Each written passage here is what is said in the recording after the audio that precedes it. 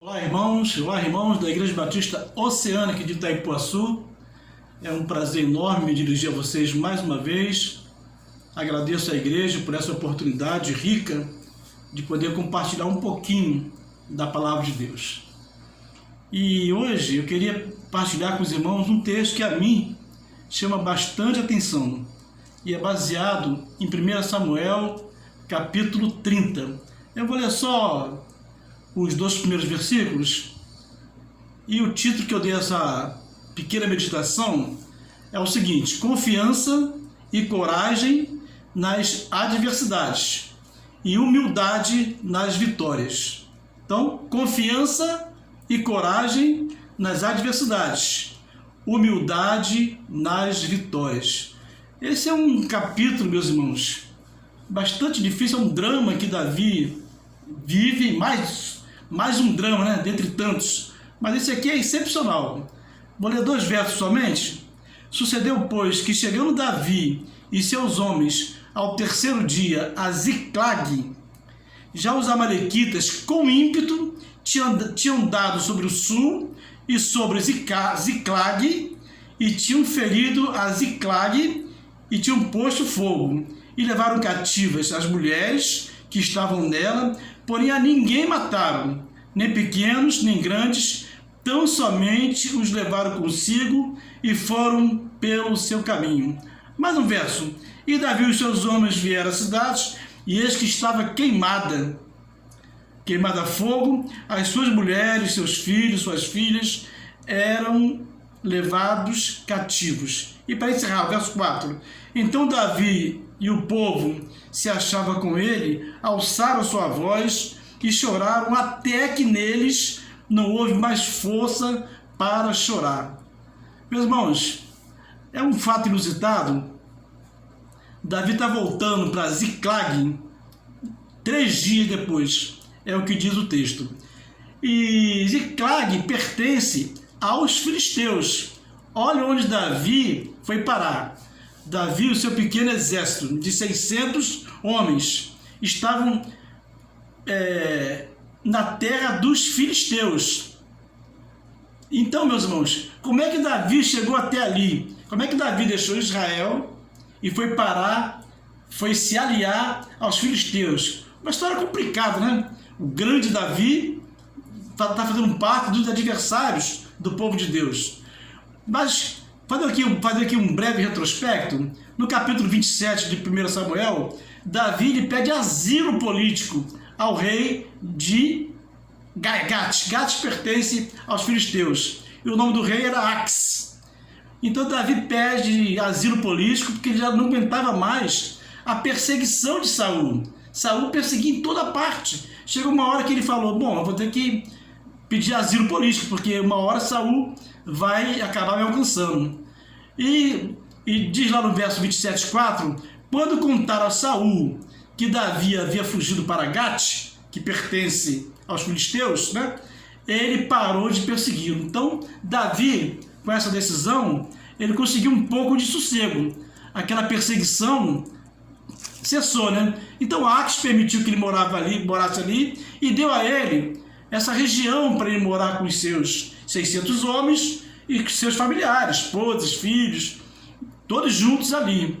E mais tarde essa região é agregada a Israel, acaba fazendo parte do território de Israel, mas nesse momento pertence aos filisteus. Davi viveu ali 1 ano e 4 meses como um asilado político, e foi um período bastante complicado na vida de Davi. E no capítulo 28, Saul já está desesperado, porque a guerra entre filisteus e Israel está armada. Está armada. E Saul está morrendo de medo.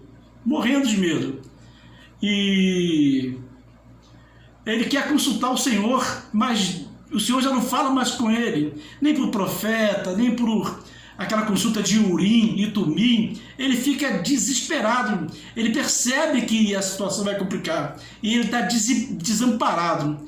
Meus irmãos, triste coisa é quando o homem ele se desliga de Deus, quando ele perde esse contato com Deus. E foi o caso de Saul. Saul, ele rejeitou o Senhor, e o Senhor o rejeitou. Então o que ele fez? No desespero, ele foi procurar auxílio numa necromante, lá num lugar chamado Endor. Olha que ponto chega o homem sem Deus. O homem que outrora foi escolhido por Deus, agora está consultando necromancia. Olha o desespero de um homem. Saul perdeu totalmente a sua condição de servo de Deus, de homem temente a Deus. Então esse é o capítulo 28. No capítulo 29, a guerra está armada. De um lado os filisteus, de outro lado os israelitas. E diz o texto assim, ó, enquanto os governantes filisteus avançam com seus grupos de 100 e de 1000, Davi e os seus homens iam na retaguarda com um axe. Olha que coisa mais estranha. Davi está indo guerrear junto com os filisteus contra Israel. Os irmãos lembram daquele gigante que Davi matou? O gigante Golias? Esse gigante era filisteu. Então Davi mudou de lado. Mas aí acontece uma coisa interessante, que os oficiais dos filisteus, quando olham para trás e vê Davi, eles falam assim, opa, o que esse homem está fazendo com a gente? O que esse pequeno exército de Davi está fazendo com a gente? Não, nós não queremos ele aqui, por gentileza, manda eles voltar. E o rei de Gate tentou argumentar que Davi tinha sido fiel, tinha sido uma pessoa de confiança e tal, mas eles não aceitaram. Então Davi e seus soldados, então Davi, ele volta para Ziclag. Ele não participa da guerra, providência de Deus, meus irmãos. Providência de Deus. Davi, em vez de guerrear contra Israel, ele volta lá para Ziclag, para sua habitação, para sua aldeia, podemos assim dizer. Então, isso aí deu 3 dias, da saída de Ziclag até a frente de batalha. E o regresso, 3 dias, Davi e seus homens ficam ausentes do seu povoado, da sua aldeia. E quando eles voltam, meus irmãos, o que eles encontram? Encontram tudo destruído. Os amalequitas estiveram ali, levaram cativos todos os seres humanos, mulheres, crianças, velhos, se houvesse, levou os animais, os despojos, tudo que valia dinheiro, tinha valor, eles levaram como despojos, né? E o que ficou para trás, eles queimaram tudo. E essa foi a visão que Davi teve quando chegou de volta ao seu vilarejo. Tudo queimado. Cadê as mulheres? Cadê os filhos? Inclusive, 2 mulheres de Davi estavam lá, né? E foi assim um momento bastante complicado. Davi e os seus homens choram até que não houvesse mais força para chorar. Imagina, meus irmãos, choraram e só pararam de chorar porque não havia mais força para chorar. Foi uma situação delicadíssima, muito triste, e eles choraram demais. Davi chorou muito e chegou até um ponto,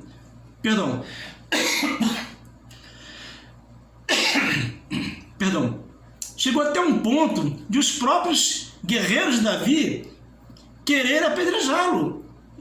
Tal era o desespero, a tristeza, e pensar até em apedrejar Davi. Mas aí, meus irmãos, vê um texto tão bacana no verso 6, tão interessante, que fala assim: e Davi muito se angustiou, porque o povo falava de apedrejá-lo, porque o ânimo de todo o povo estava em amargura, cada um por causa dos seus filhos e das suas filhas. Todavia, Davi se fortaleceu no Senhor. Meus irmãos, todavia, Davi se fortaleceu no Senhor. Meus irmãos, onde está a sua fortaleza? Quando a coisa está contrária, onde você busca auxílio, onde você busca socorro, aonde você busca amparo? Davi chorou, e há o tempo determinado para chorar, não há nada contra o choro, contra o pranto, mas em dado momento ele parou de chorar e fez o quê? Buscou auxílio no Senhor. Há tempo de chorar, mas também há tempo de agir. Então Davi, porém, fortaleceu-se no Senhor, seu Deus. Lá em Salmo 42:5, que não é Salmo de Davi, diz assim: porque Por que estás abatida, ó minha alma? Por que te perturbas dentro de mim? Espere em Deus, pois ainda o louvarei. A Ele meu auxílio e Deus meu. Meus irmãos, quando a coisa estiver contrária, o nosso socorro está no Senhor.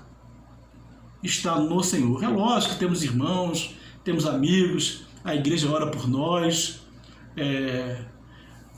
E nesse momento mesmo a igreja está colocando lá na listagem de oração os meus parentes, muita gente com Covid, meu pai, minha mãe, minha irmã, meu cunhado, minha esposa. Eu hoje estive na tenda da Rua 8, provavelmente também esteja com Covid, e tantos outros, um tio, outro, a esposa dele, sobrinho.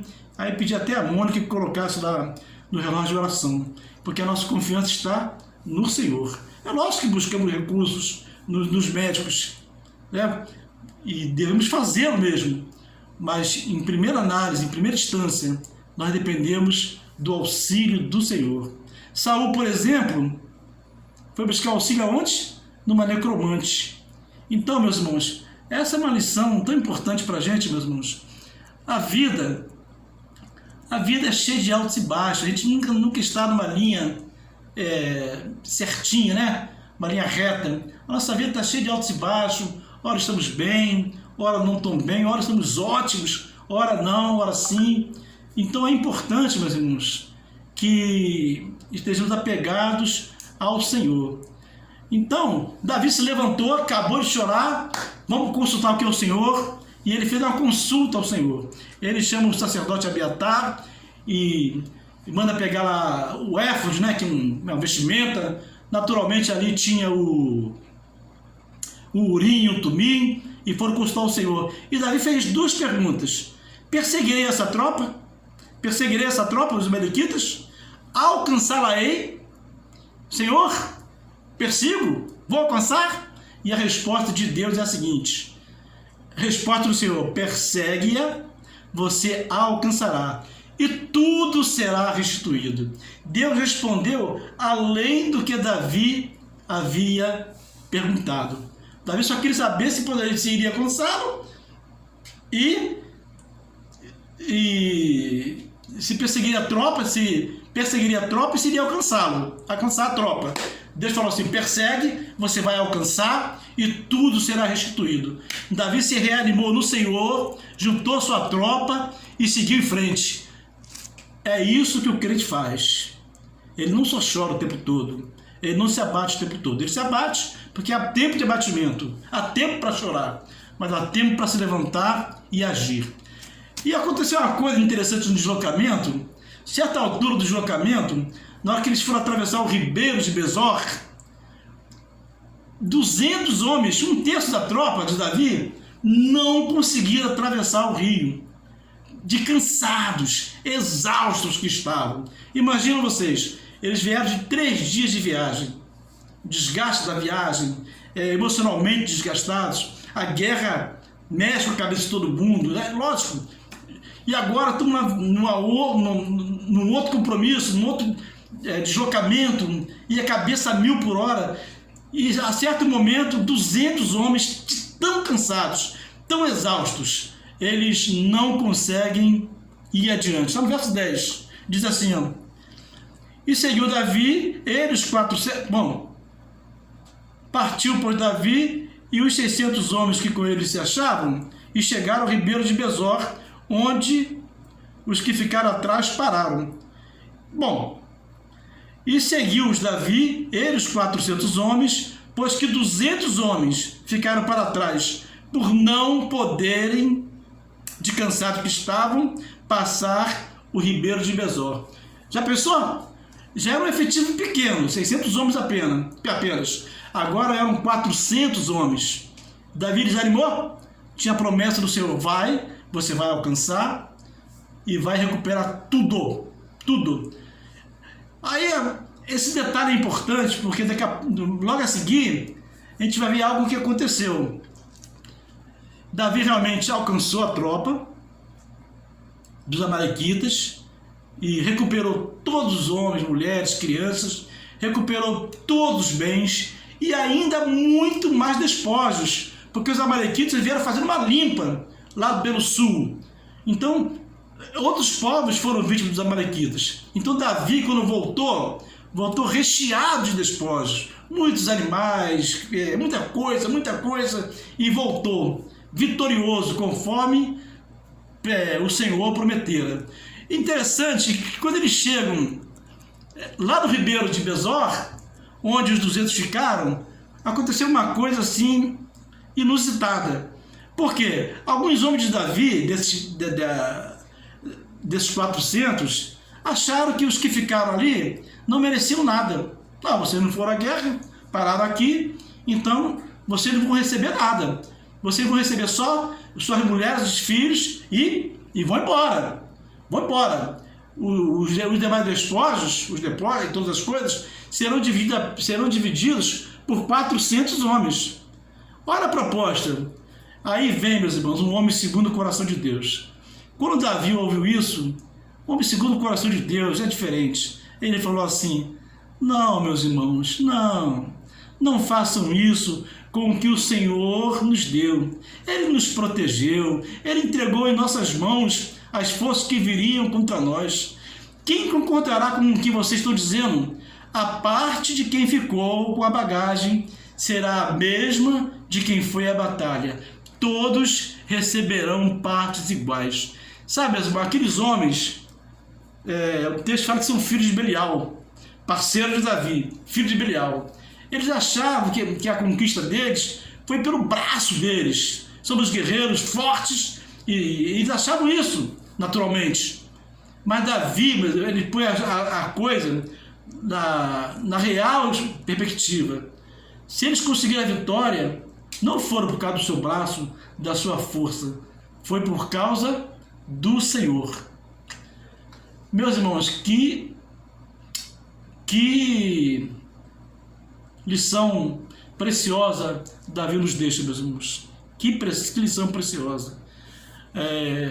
A quem você atribui os seus sucessos e as suas conquistas? A quem? A sua inteligência? Ao seu braço? A sua força? A quem você atribui as suas conquistas, meus irmãos? E lá tem um texto lá em Deuteronômio 8,17, fala assim: não diga, pois, no teu coração, a minha força e o meu poder, o poder do meu braço, me adquiriram estas riquezas. Deus já antevia que a soberba poderia alcançar o coração dos homens. Então falou assim: olha, quando vocês chegarem lá na terra prometida e se instalarem e tiveram comendo do bom e do melhor e estiverem confortáveis, nunca digam no seu coração: a minha força, o poder do meu braço foram que adquiriram essas coisas, porque tudo vem do Senhor, meus irmãos. Nabucodonosor, ele achou que o mérito era dele, o grande imperador Nabucodonosor. Ele falou assim, com arrogância, né? Com as conquistas dele: não fui eu que conquistei isso tudo aqui, não fui eu. E sabe o que aconteceu com Nabucodonosor? Comeu capim, ele foi humilhado. Sereno caía na cabeça dele, dormiu no mato, suas unhas cresceram, barba ficou irreconhecível. Por quê? Porque não atribuiu a Deus honra, poder e glória. Meus irmãos, estou terminando aqui, nosso tempo já foi muito além. Eu quero terminar com esse texto aqui: assim diz o Senhor: não se glorie o sábio na sua sabedoria, nem o forte na sua força, nem o rico nas suas riquezas. Mas o que se gloriar, glorie-se nisto, em me conhecer e saber que eu sou o Senhor e faço misericórdia, juízo e justiça na terra. Destas coisas me agrado, diz o Senhor. Jeremias 9, 23, 24. Então esse é o título da nossa meditação de hoje: confiança e coragem nas adversidades e humildade nas vitórias. Que Deus nos abençoe, irmãos. Que Deus nos abençoe e faça isso em nós, corajosos e ao mesmo tempo humildes. Em nome de Jesus. Amém.